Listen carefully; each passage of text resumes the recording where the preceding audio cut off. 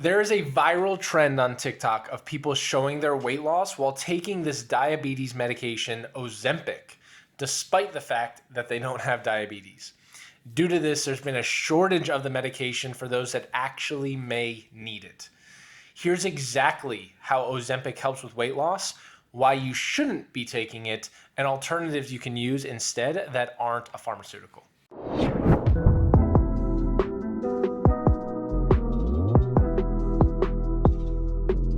Welcome back to the channel where we break down complex science and health information so you don't have to.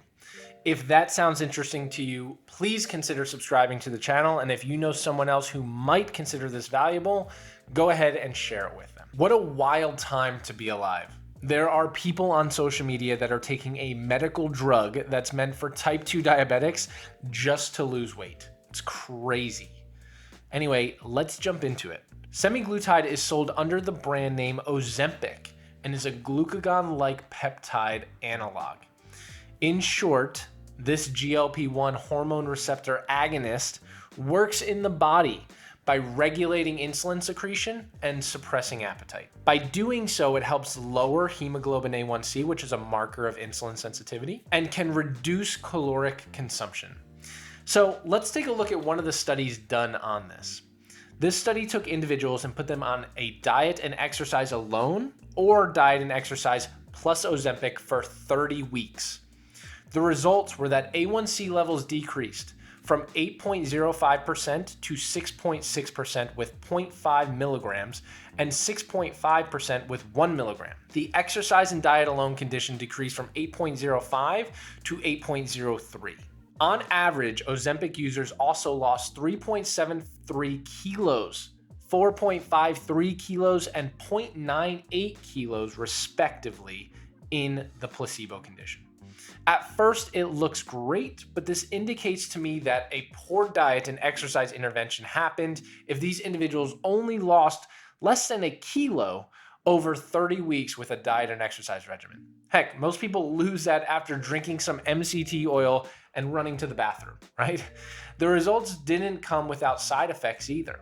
Nausea was reported in 20% of those that received the 0.5 milligram of semaglutide and 24% of those who received the 1 milligram of semaglutide, and diarrhea was reported in 13% and 11% respectively. While promising, there are some things we need to look at here. First is the side effects of the medication. On top of the ones I just mentioned, the most alarming is actually on Ozempic's homepage. In bold, it says the following: Ozempic may cause serious side effects, including possible thyroid tumors, including cancer. So on top of the nausea and diarrhea, you also have a chance of getting cancer. Some people might say, oh, well, it's still worth the risk. Well, second to this is cost. If your insurance doesn't cover it, the cost of this medication will run you just north of about $800 a month for these injections. A hefty price to pay for those wanting to lose a couple of pounds. Lastly, we have to look at if there's anything else out there that may do something similar yet cheaper with less side effects. When I think of appetite suppression supplements, one of the first I think of is something called glucomannan. Studies show that glucomannan, which is actually a fiber, can increase GLP-1, reduce appetite, yet doesn't cause an insulin response. Some studies show that individuals can lose on average 5.5 pounds with this fiber over just 8 weeks, but not all of them are conclusive.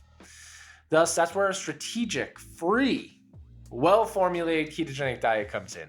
Fortunately, our research friends at Virta Health have done studies on a ketogenic diet's impact on A1C and weight loss. Within just 3 months, patients eating a ketogenic diet lost on average 19 pounds or 8.6 kilos, almost double Ozempic's in half the amount of time.